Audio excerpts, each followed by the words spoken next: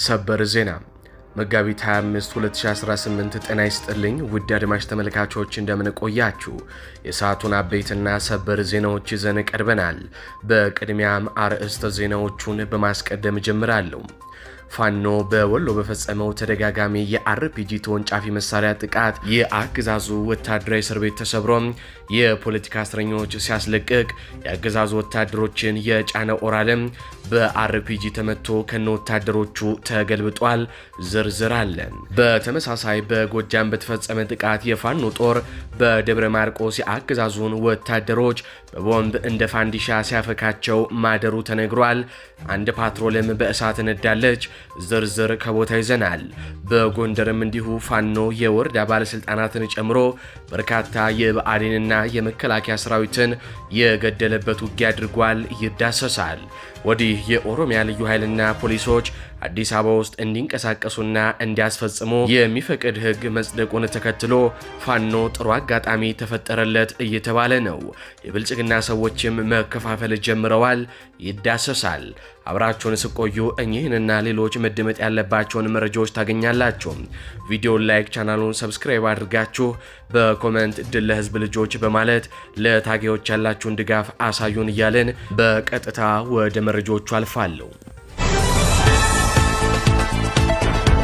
ቀዳሚ ወዳደረግኩት ዘገባ አልፋለሁ። በትላንትናው ዕለት ብልጽግና አዲስ አበባ ለኦሮሚያ ከሚሰጡ ህጎች መካከል አንዱን በፓርላማ አጽድቋል። ከዚህ ህግ መጽደቅ በኋላ ፋኖ ጥሩ አጋጣሚ ተፈጥሮለታል። ይህንን ሁነት ተጠቅሞ በአዲስ አበባ የፈለገውን ያሻውን ማድረግ ይችላል ሲሉ አንዳንድ ተንታኞች እየተናገሩ ነው። የኦሮሚያ ልዩ ኃይል አዲስ አበባ ውስጥ ገብቶ የፈለገውን ማድረግ የሚያስችለው ህግ ጸድቆለታል። ሽመልስ አብዲሳ ቦሌ ላይ የተሽቀናጣ ቤተ መንግስት እየገነቡ ይገኛሉ። አብይ አህመድም በየካ ተራራ 5 የህዳሴ ግድብ የሚገነባ ብር አውጥተው የራሳቸውን ቤተ መንግስት እየገነቡ ናቸው። ሽመልስ አብዲሳ ከአዲስ አበባ አዳማ እየተመላለሱ ኦሮሚያ ክልልን እያስተዳደሩ አይደለም። እዚሁ አዲስ አበባ ቁጭ ብለው ነው ኦሮሚያን የሚያስተዳድሩት። ስለዚህ የኦሮሚያ ፖሊስ፣ ፍርድ ቤትና ወዘተ የኦሮሚያ ተቋማቶች አዲስ አበባ ይምጡልኝ ብለዋል። በዚህም በትላንትናው ዕለት አዲስ አበባን ለኦሮሚያ የሚሰጥ ህግ ፓርላማው አጽድቋል። ይሄ ምን ያሳያል ከተባለ ደግሞ ቀስ በቀስ አዲስ አበባን ወደ ኦሮሚያ መጠቅለል ነው። ትላንት አብይ ኢትዮጵያን መምራት የጀመሩበት 8ኛ ዓመት ሲከበር ውሏል። የብልጽግና ሚዲያዎችና ባለስልጣናት ከ8 ዓመት በፊት ኢትዮጵያን ይዟት የነበረውን ትብታብ ፈተናል ሲሉ ሲያሽቃብጡ ውለዋል። እኛ ግን በትላንትናው ዕለት የተመለከትነው ትላንት በፓርላማ ወደፊት ኢትዮጵያን ሊያፈራረስ የሚችል ትብታብ ሲተበትቡ መዋላቸውን ነው። የኦሮሚያ ፖሊስና ፍርድ ቤት አዲስ አበባ ገብተው የፈለጉትን እንዲያደርጉም እንቅልፋሙና አጨብጫቢ ፓርላማ በትላንትናው ዕለት አዲስ ህግን አጽድቋል። አዲሱ የጸደቀው ህግ የኦሮሚያ ልዩ ኃይል፣ የኦሮሚያ አድማ ብትንና ፖሊስ እንዲሁም የኦሮሚያ ፍርድ ቤት በአዲስ አበባ እንዲንቀሳቀሱና በአዲስ አበባ ውሳኔ እንዲሰጡና የቁጥጥር ስራ እንዲሰሩ የሚፈቅድ ነው። ታዲያ ይህ ህግ በትላንትናው ዕለት በፓርላማው እንዲጸድቅ ተደርጓል። ከዚህ ህግ በኋላ በርካታ ተንታኞች በብልጽግና ውስጥ መፈረካከስ ሊፈጠር ይችላል፣ የሌሎች ብሔር ተወካዮች ሊቀየሙ ይችላሉ የሚልም ትንተና እየሰጡ ነው። ይህ ህግ አዲስ አበባን ለኦሮሚያ የሚሰጥ በመሆኑ በተለይ በብልጽግና ውስጥ ያሉ ጥቂትም ቢሆን ውስጣቸው ህዝባዊነት የቀረባቸው አመራሮችን ያበሳጫልም ተብሏል። ይህ ጉዳይ ብልጽግና ውስጥ ክፍፍልንና መጠራጠርንም ይፈጥራል ሲሉ ተንታኞች እየተናገሩ ነው። ይሄም ለፋኖ ጥሩ አጋጣሚን ይፈጥራል ተብሏል። በዚህ የብልጽግና ውሳኔ የተማረሩ የአገዛዙ ሰዎች የአማራ የመከላከያ አዛዦችና የብልጽግና አመራሮች ለፋኖ መረጃ የሚሰጡበትና ከፋኖ ጋር የሚሰሩበት ጊዜም ቅርብ ነው ሲሉ ተንታኞች ይናገራሉ። ከፍተኛ የመከላከያ የደህንነት የፌዴራል አዛዦች ፋኖን የሚቀላቀሉበት እድልም ሰፊ ነው ብለዋል። አዲስ አበባ የኦሮሚያ ናት የሚሉ ድምጾች ሰሞኑን በብልጽግና ዲጂታል ሰራዊት እየተስተጋባ ይገኛል። አዲስ አበባን ብቻ አይደለም የኦሮሚያ ነው የሚሉት። የሶማሌ ክልል ዋና ከተማ ጅጅጋን የኦሮሚያ ነው ነው የቤኒሻንጉል ጉሙዝ ክልል ዋና ከተማን አሶሳ፣ የኦሮሚያ ነው የሲዳማ ክልል ዋና ከተማ ሐዋሳን፣ እንዲሁ የኦሮሚያ ነው አርባ ምንጭ የኦሮሚያ አካል ነው ሲሉ እየጻፉና እየተናገሩ ይገኛሉ የብልጽግና የኦሮሞማ ሰዎች። ይሄ ደግሞ አማራውን፣ ሲዳማውን፣ ጉሙዙን፣ ሶማሌውን፣ ወላይታውን፣ ሲዳማውን በአንድነት እንዲነሳ ያደርገዋል ሲሉ ዓለም አቀፍና የምስራቅ አፍሪካ ጉዳይ ተንታኞች እየተናገሩ ነው። ሰሞኑን በአብይ አህመድና በሙስጠፌ መካከል የተፈጠረውን ውጥረት መጥቀስም ይቻላል ይላሉ። አብይ አህመድ ወንበራቸው እየተነቃነቀ ይገኛል። ከአዲስ አበባ ውጪ ቁጥጥር የላቸውም። ትላንት የአሜሪካ መንግስት ወደ ኢትዮጵያ እንዳትጓዙ ከተጓዛችሁም ከአዲስ አበባ ውጪ እንዳትሄዱ ሲል ዜጎቹን አስጠንቅቋል። ሌሎች ሀገራቶችም አሜሪካን በመከተል ለዜጎቻቸው ማስጠንቀቂያ ይሰጣሉ ተብሎ ይጠበቃል። ይሄ የሆነው ደግሞ የኢትዮጵያ ባለስልጣናት በቱሪዝም ዘርፍ ትልቅ ምርታን እየተጎናጸፍን ነው እያሉ በሚቀጥፉበት ወቅት ነው። የኑሮ ውድነቱም ሰማይ የላሰ ይገኛል። ህዝቡ መሬት ውስጥ ገብቷል። የአዲስ አበባ ህዝብ በዚህ ሁኔታ ከቀጠለም ጎዳና ተዳዳሪ የሚወጣው በርካታ ነው ሲሉም ቁጥራዊ መረጃዎች ያሳያሉ። የአዲስ አበባ ህዝብ ድንገት ገንፍሎም ሊነሳ ይችላል ተብሎም ይሰጋል። ይሄ እንደሚሆን አብይ አህመድ ቀድሞ ገብቷቸዋል። ስለዚህ አብይ አህመድ ጎጣቸው ውስጥ መወሸቅም ግድ የሆነባቸው ይመስላል። ስንሞት ኢትዮጵያዊ ስንኖርም ኢትዮጵያዊ ብለው ነበር። አሁን ግን ያ ተገልብጦ ስንሞትም ኦሮሚያ ስንኖርም ኦሮሚያ እያሉ ነው። ባለፈው ወለጋ ተገኝተው ለኦሮሚያ ህዝብ መልእክት አስተላልፈው ነበር። በመልእክታቸውም ከሌላ ክልል መጥተው የኦሮሚያን ሀብት እየተቀራመቱ ነው ሲሉም ህዝብን ከህዝብ የሚያጋጭ መልእክትም አስተላልፈዋል። አብይ ሰሞኑን ብቻ አይደለም እንዲህ አይነት ከፋፋይ ንግግር ያደረጉት። ስልጣን እንደተረከቡ ሰሞን የኮማንዶ ኃይል 4 ኪሎን ከቦ አብይ ነፍስ ግቢ ነፍስ ውጭ ውስጥ ሲገቡ ቤተ መንግስቱን የከበበውን የኮማንዶ ኃይል ጤፍ በሚቆላ ምላሳቸው ኮማንዶዎቹን አሳምነው ከመለሱ በኋላ በዚያች ቀን ለጋዜጠኞች መግለጫ ሰጡ። ከሰላሌና ከጣፎ መንግስታችን ተነካ ብለው በፈረስና በእግር እየመጡ ነው ሲሉም እኔን የሚነካ ካለ የእርስ በርስ ጦርነት ይቀሰቀሳል የሚል ንግግር አደረጉ። እሳቸው ብቻ አይደሉም። ሽመልስ አብዲሳ ይህ መንግስት የኦሮሞ ነው፣ የኦሮሞ ህዝብ ሊጠብቀው ይገባል ሲሉ በተደጋጋሚም ተደምጠዋል። ከጥቂት አገዛዙን ተጠግተው ከተጠቀሙ ኦሮሞዎች በስተቀር ለኦሮሞ ህዝብ ግን አንድም የሰሩለት ነገር የለም። ጦርነትና ረሃብ ነው ያተረፉለት። ልጆቹን በጦር ሜዳ ነው የማገዱለት። የህዝቡ ምሬት ሲገፋና የአብይ ወንበር ሲነቃነቅ የአዲስ አበባን ካርድ በመጨረሻም ኦሮሞማዎቹ ስበውታል። በእነሱ የትላንት አባባል ኢትዮጵያን በጎጥ እየተበተቧት ነው። የዛሬ 4 ዓመት አዲስ አበባ ላይ በየትምህርት ቤቱ ከኢትዮጵያ ሰንደቅ ዓላማ እኩል የገዳ ባንዲራ ይሰቀል ተብሎ አቧራ መነሳቱም አይዘነጋ። አማራን የሚሰድቡበት የኦሮሚያ ክልል መዝሙርም በየትምህርት ቤቱ እንዲዘመር ለማስገደድ ሞክረው ነበር። ያ ሁሉ ሆነና አሁን ደግሞ አዲስ አበባን ለኦሮሚያ የሚሰጠው ህግ በትላንትናው ዕለት ተፈጽሟል። በቀጥታ ወደ አማራ ክልል የጦር ግንባር መረጃዎች አልፋሉ። ደብረ ማርቆስ ላይ ፋኖ በቦምብ የአገዛዙን ወታደሮች አሞቃቸው። የ206ኛ ኮር አዳኝ ቡድን በደብረ ማርቆስ ከተማ ከሌሊቱ 7 ሰዓት በፈጸመው የቦምብ ጥቃት 9 የአድማ ብተና አባላት ተደመሰሱ።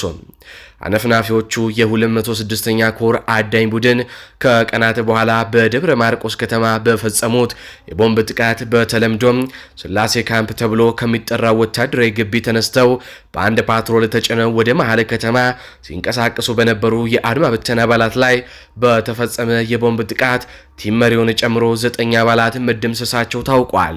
ሌሊቱን በተፈጸመው የተጠና ጥቃት አስከሬኑን የታቀፈው የአገዛዙ ሰራዊት ከጥቅም ውጪ ሆኖም በቦምብ የጋየችውን ፓትሮል ሲጎትት ያደረ ሲሆን ከቀናት በፊት በንጉሥ ተክለ ሃይማኖት ክፍለ ከተማ በተፈጸመበት ጥቃት እንዲሁ 23 አድማ ብተና አባላት መደምሰሳቸውም ይታወሳል። ወደ ቀጣዩ ዘገባ እናልፋለን። ወደ ወሎ እናልፋለን። ፋኖ በአርፒጂ መሳሪያ ጥቃት ፈጸመ። የአገዛዙ ወታደሮች በግፍ ያሰሯቸው የፖለቲካ እስረኞች ሲፈቱ የአገዛዙ ኦራልም ሙሉ በሙሉ ነዷል ነው የተባለው። በወሎ ግንባር የሚንቀሳቀሰው የፋኖ ሰራዊት በጀረት ከተማ በወሰደው የተቀናጀ ወታደራዊ እርምጃ የአገዛዙ እስር ቤትን በመስበር በርካታ እስረኞችን ነፃ ማውጣቱንና በብልጽግና ጦር ላይ ከፍተኛ ሰብአዊና ቁሳዊ ኪሳራ ማድረሱን አስታውቋል። በጀረት ከተማ የሚገኘውና የአገዛዙ መከላከያ ሰራዊት እንደ እስር ቤት የሚጠቀምበት ስፍራ የፋኖ ሰራዊት በከባድ መሳሪያ በመምታት ሰብረውታል።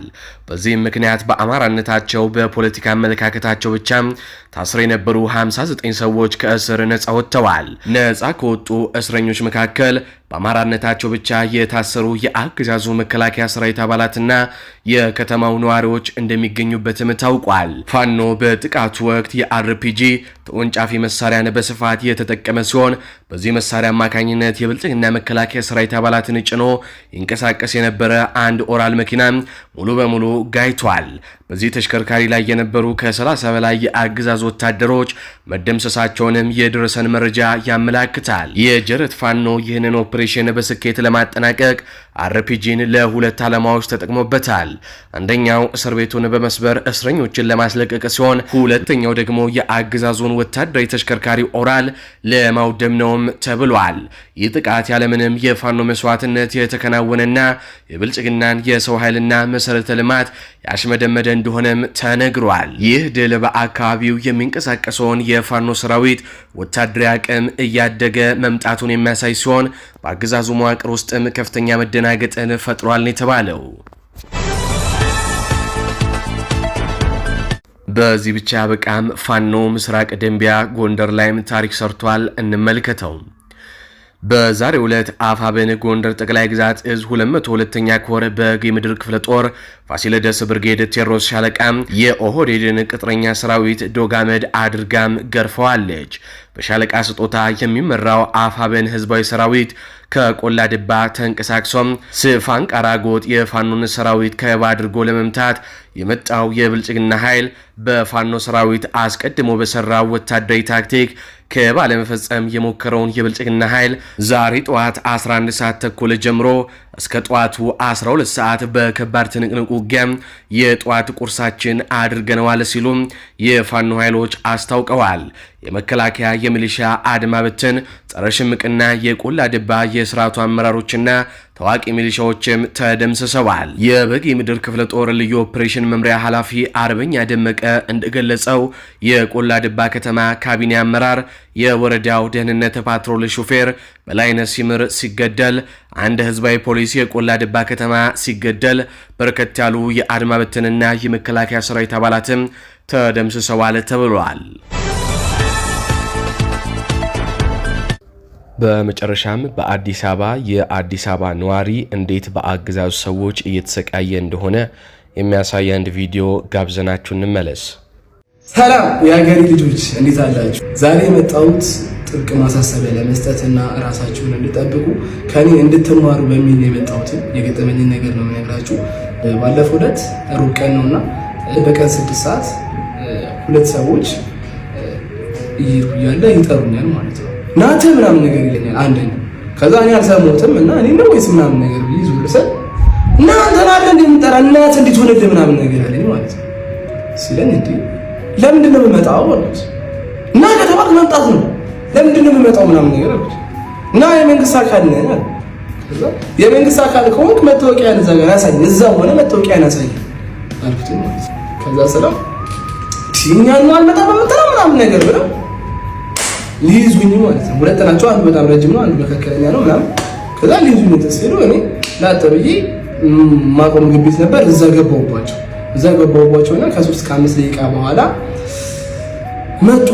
ምን አባሮ ስትጠራ ተበረጠ ዝምገው እና ስትባላ መጣም እንዴ መንግስት አካል ነኝ መታወቂያ ሳይኝ ስለ መታወቂያ ላሳየኝ። ከዛ ደግሞ ለምን አልመጣም አሁን ናውጣ አለኝ። አይ አልወጣም አልኩት።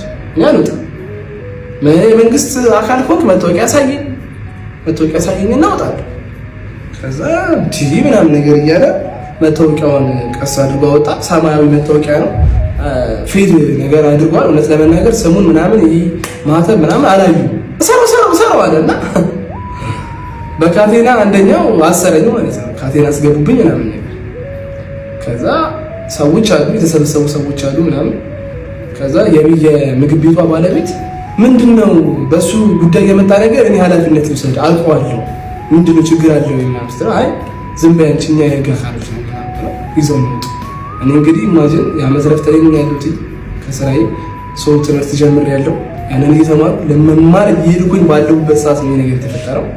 እዛ አስወጣኝ። ምንድነው አንተ እንደዚህ የምትወጣው አለኝ።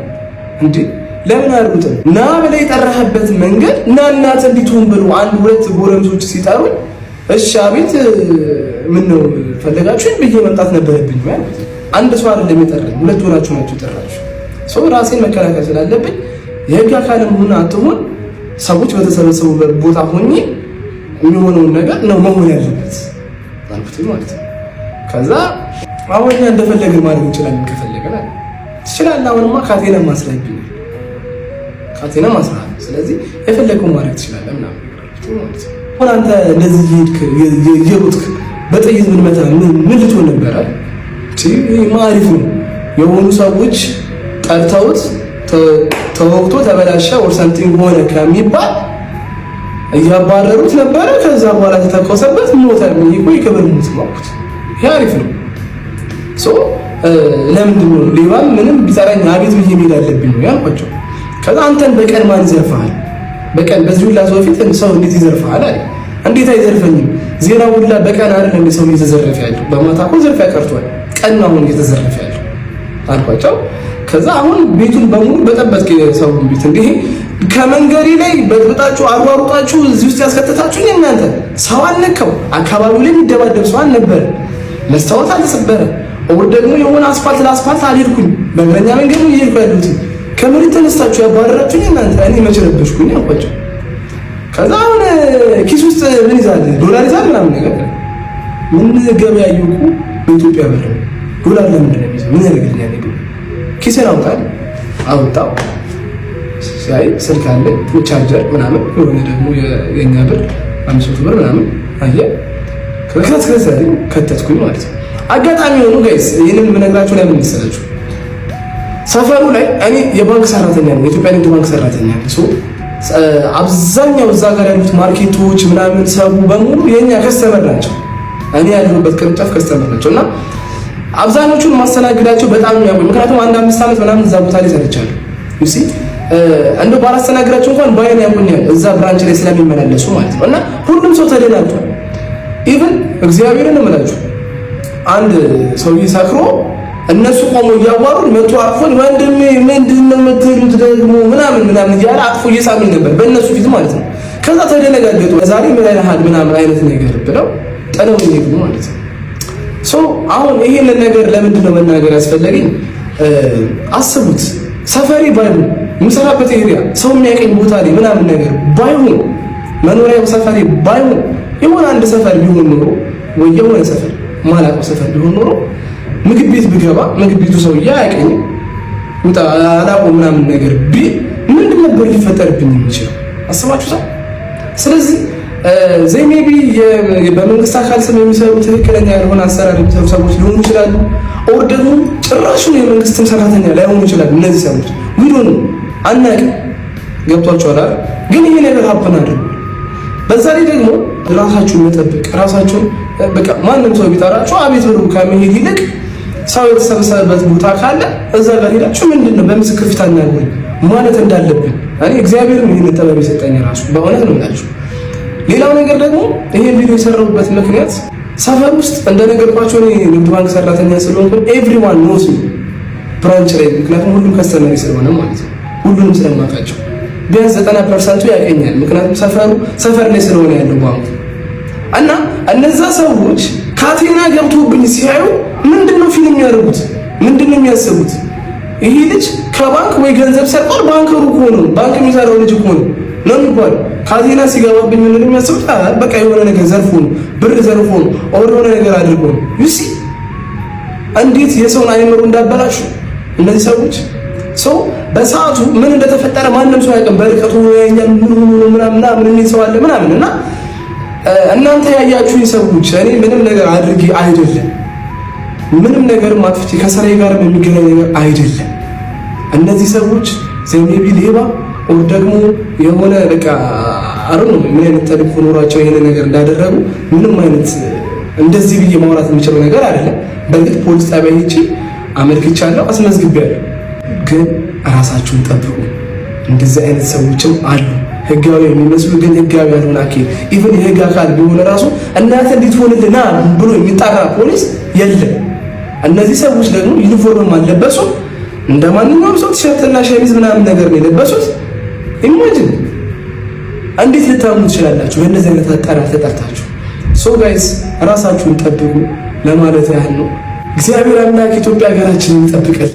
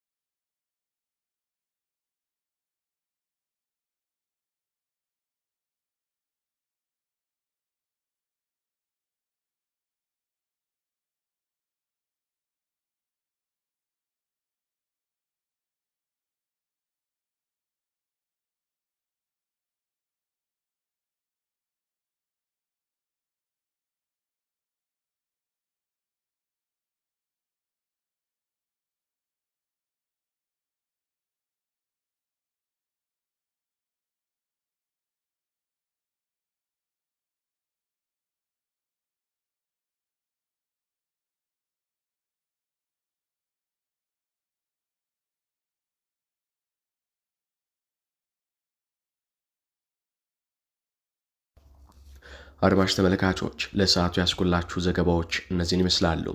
በዜናዎቻችን ላይ ያላችሁን ሀሳብ አስተያየት በኮመንት መስጫ ስር አስፍሩልን። እንዲሁም በዝግጅታችን ክፍል ላይ ያላችሁን ሀሳብ አስተያየት ምን ይጨመር ምን ይቀነስ የሚሉትንም በኮመንት መስጫ ስር አስፍሩልን። እንዲሁም ቪዲዮውን ላይክ፣ ቻናሉን ሰብስክራይብ በማድረግ አጋርነታችሁንም እንድታሳዩን እንጠይቃለን። እንዲሁም ላልሰሙ እንዲደርስ ሼር በማድረግ ለበርካቶች ተደራሽ ታደርጉን ዘንድም እንጠይቃለን። በቀጣይ በሌሎች ዘገባዎች እስካገኛችሁ ድረስ ቸር ያሰማን።